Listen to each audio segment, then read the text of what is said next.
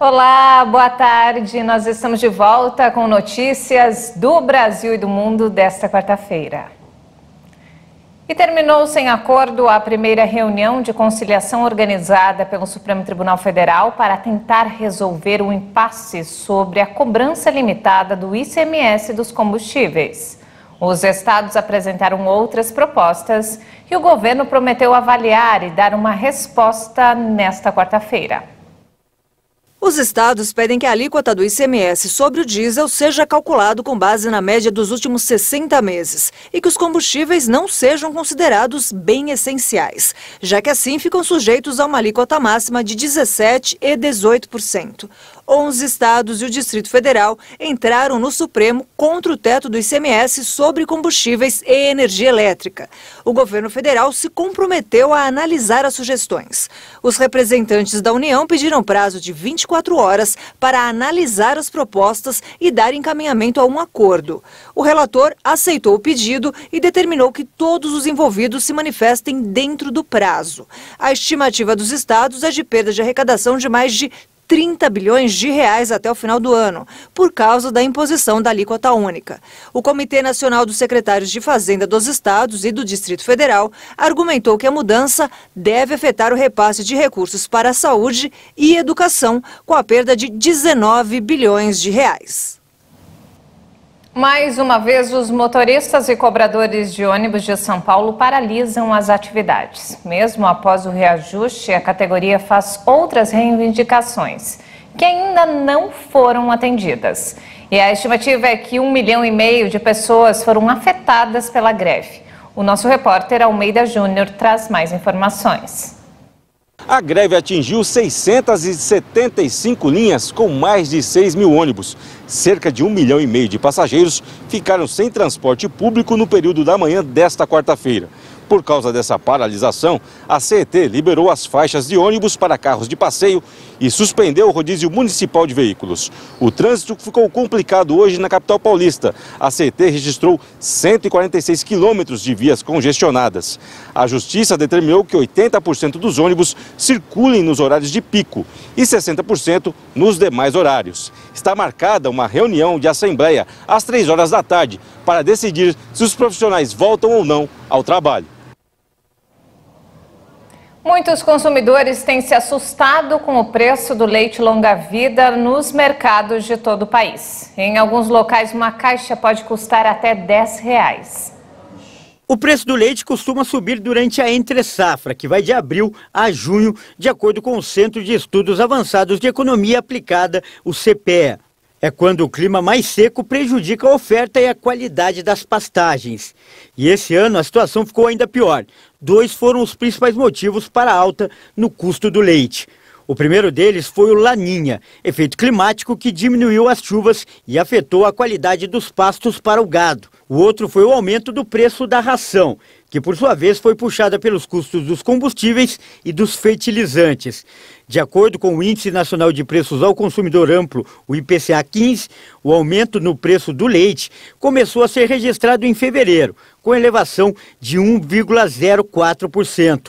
Mas o pico foi em abril, quando o aumento atingiu 12,21%. E em junho, o dado parcial aponta alta de 3,45%.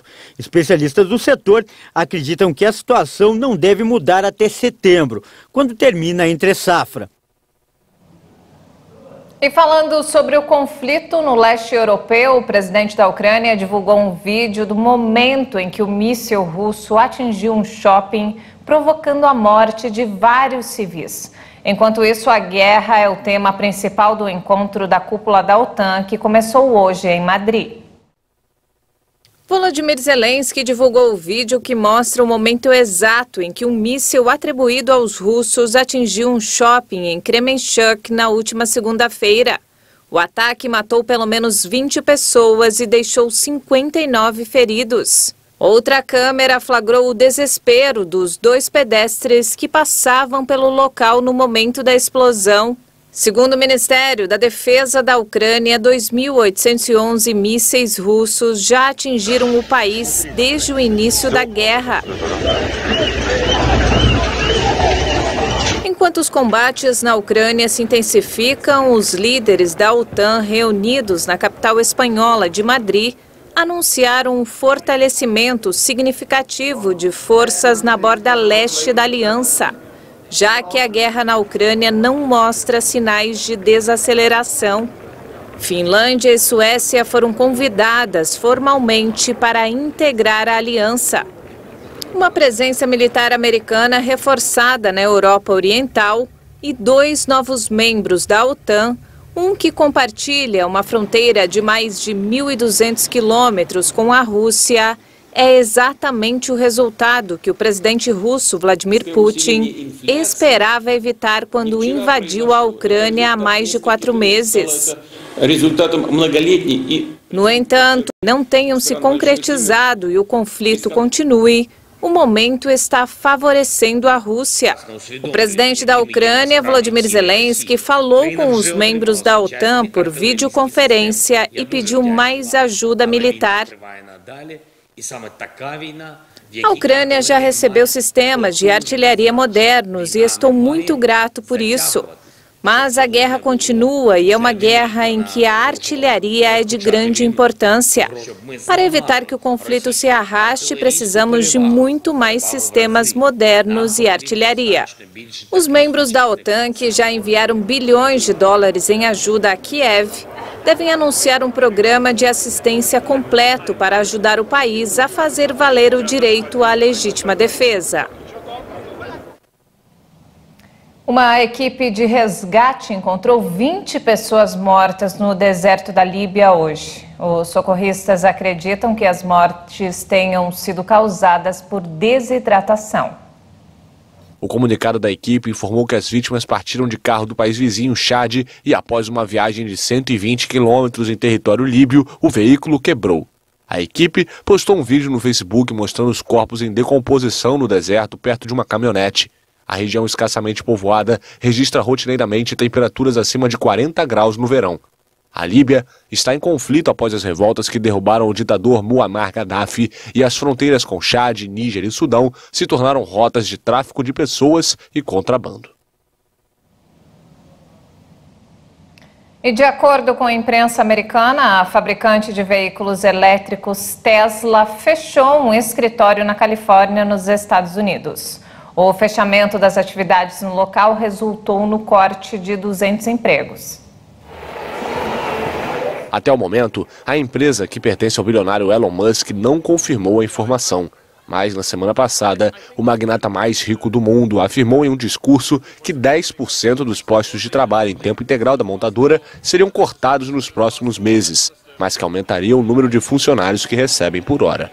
Os trabalhadores afetados atuavam na análise de dados do sistema de assistência ao motorista, denominado Autopilot. De acordo com o site especializado TechCrunch, 81 membros da equipe de San Mateo permaneceram empregados e vão ser transferidos para a fábrica de Buffalo, em Nova York. A Tesla tinha quase 100 mil funcionários em todo o mundo no final de 2021. E os 27 países membros da União Europeia querem encerrar a venda de veículos novos movidos a combustão até 2035.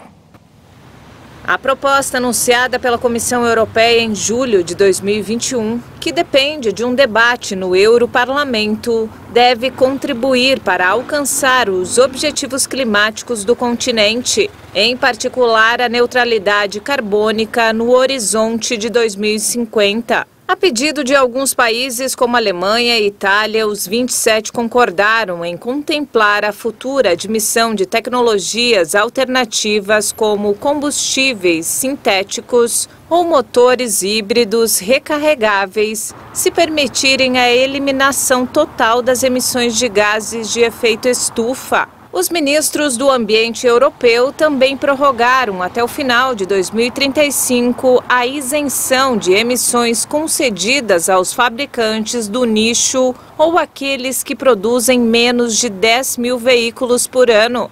Esta cláusula, muitas vezes chamada de emenda Ferrari, vai beneficiar particularmente as marcas de luxo. Estas medidas devem agora ser negociadas com os eurodeputados que este mês também se posicionaram sobre as propostas do Executivo Europeu. A indústria automobilística europeia, que tem investido fortemente na eletrificação do setor, teme o impacto social de uma transição muito rápida. E essa edição fica por aqui. Mais informações ao longo da nossa programação. Obrigado pela companhia.